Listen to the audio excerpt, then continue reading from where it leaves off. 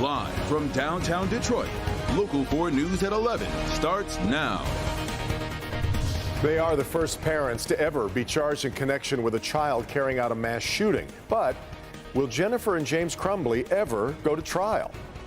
Good evening. Good to have you with us for Local 4 News at 11. I'm Devin Skillian. I'm Kimberly Gill. Tomorrow, the Michigan Court of Appeals takes up whether Jennifer and James Crumbly, the parents of the Oxford High School shooter, should be tried on 4 counts of involuntary manslaughter. Mara McDonald live downtown tonight for us. Mara, this has been being done at the request of the Michigan Supreme Court. Kimberly, that's right, and it should be flashing warning signs to the Oakland County Prosecutor's Office. Let me show you why. At the end of the day, it doesn't matter if Jennifer and James Crumbly are lousy human beings and lousy parents. That's not what determines whether the 4 charges of involuntary manslaughter they are facing will head to trial. The issue is not, are they bad parents?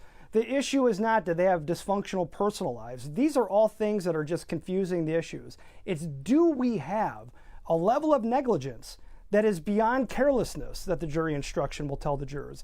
It's beyond just regular negligence. It is criminal negligence. Crumbly's attorneys maintain the charges against the couple are a big overstep. Originally, the Court of Appeals said the issue was not up for review, but the Michigan Supreme Court stepped in and ordered the lower court to hear it.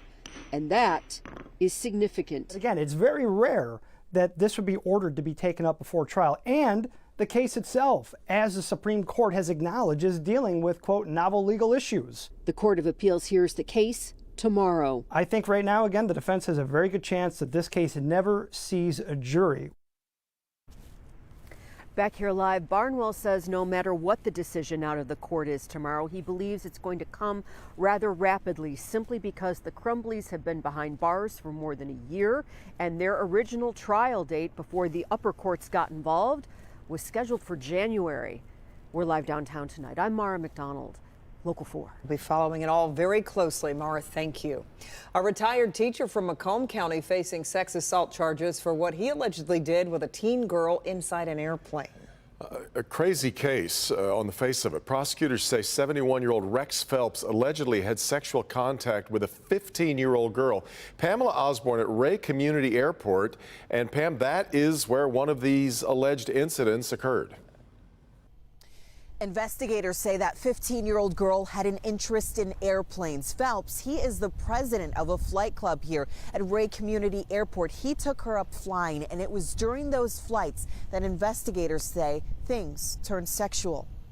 71-year-old Rex Phelps, a retired school teacher from Macomb, was arraigned in court Monday on several charges for the sexual relationship investigators say he had with a 15-year-old girl. The incidents took place in January and February of this year. On January 14th, the victim says Phelps flew them to Frankenmuth, where he kissed her.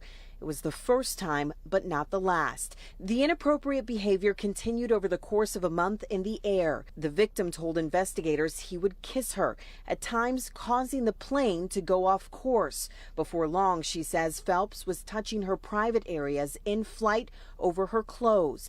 On another occasion, investigators say Phelps grabbed and exposed the young girl's breasts in an airport hangar. The victim says Phelps often asked her questions about her sexual activities and repeatedly said to her, quote, "I hope I'm not grooming you." State police executed a search warrant at Phelps's home and hangar. During an interview, he admitted to touching the 15-year-old's thigh and stated he planned to have sex with her when she turned 16. That 15-year-old victim also telling investigators that Phelps instructed her to get rid of the messages between the two of them, and it ultimately was one of those text messages and a series of suggestive photos that prompted this entire investigation. Phelps facing multiple charges tonight. Federal charges could still be coming because all of this took place in the air. That is federal jurisdiction. Reporting live tonight, I'm Pamela Osborne, Local 4. That's just unreal. All right, Pam. In Macomb County, school officials say a student brought a knife to school and threatened another student. This all happened during third-hour classes at Richmond Middle School. Administrators went into the classroom where the student was and escorted him to the office where they found a small knife. Officials say a verbal threat was also made. The student was detained. Nobody was hurt. Also in Macomb County, a teenager in custody tonight after a shooting. Police got the call around 3 this afternoon about someone shot near Steenland Elementary.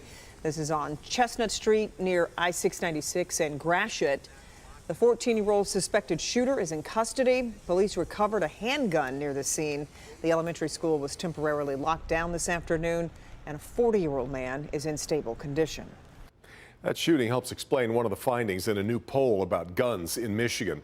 A Local 4 Detroit News exclusive poll finds wide support for the three-pronged approach being discussed right now in Lansing, and that is no doubt due to the state of alarm that many feel when it comes to Michigan schools. By and large, Michiganders feel quite safe. 88% of those polled say their community is safe. 72% believe the state of Michigan is safe, but a noticeable breakdown comes when they're asked about the place we would hope would be among the safest, our schools. Look at the drop-off. Just a little more than half, 55% believe our schools are safe. And I think what we're seeing is an accumulation of all of the stories, of all of the shootings in schools, at universities, taking their toll now on the voters. And that toll is reflected in what voters want to see in Michigan. Ask if they support background checks for those purchasing a gun. 88% say yes.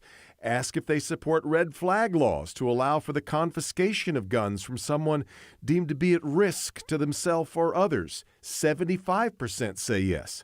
And 80% support a safe storage law, creating penalties for those who fail to lock up their guns or keep them out of the hands of minors. Those three bills are currently in the works in Lansing, and 80% of Michigan voters believe the passage of all three bills is important. These three bills, they have deep and wide support across the political spectrum and with gun owners. I mean, that's what we can't overlook here. You know, everybody wants to believe that we are polarized on these issues. And in reality, we're not. The voters are in firm agreement on these three bills. And if some politicians fear voting for such measures, this poll suggests trouble for those who don't. 2/3 of voters are saying they are likely to vote against an elected official that opposes background checks. Now, the poll also showed a majority of respondents in favor of a 14-day waiting period after the purchase of a gun before taking possession. And almost 3/4 of those polled want a ban on 3D printed ghost guns, which have no serial number and can get past metal detectors. We've got more to come tomorrow afternoon on Local 4 News at 5, including one area of gun law where men and women disagree. Interesting. We'll be looking forward to it. Well, little by little, DTE has been restoring power for thousands of customers throughout the day. Take a look. Right now, DTE says 7,300 customers are still without power. That number is down from more than 16,000 when we brought you this story at 6 o'clock. Following these latest outages, Michigan's Attorney General is pushing for changes. Dana Nessel is calling for new metrics that could judge how well or how poorly utilities serve its customers. She also wants more transparency about things such as donations to politicians and several customer service issues. In terms of transparency, every ratepayer in the state on their bill, they should know exactly how many outages they've had and the number of hours that they've been without power. That's just, common sense for people to have that information.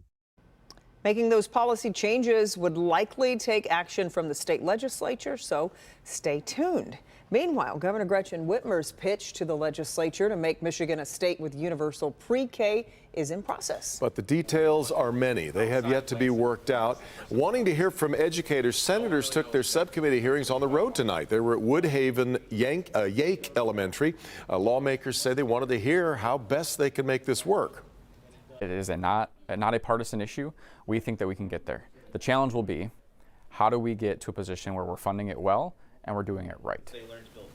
Currently, Michigan offers subsidized pre-K for families which meet certain economic criteria, but of course, Governor Whitmer's plan would mean all children would be eligible for pre-K paid for by the state.